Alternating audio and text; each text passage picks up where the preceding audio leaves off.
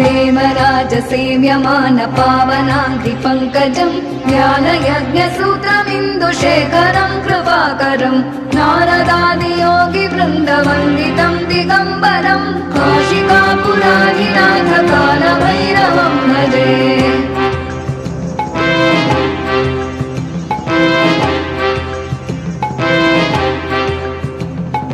भानुकोटिभास्वरम् भवाब्धितारकम् परम् नीलकण्ठमीप्सितार्थदायकम् त्रिलोचनम् कालकालमम्बुजाक्षमक्षशूलमक्षरम् काशिकापुराधिनाथ कालभैरवम् भजे।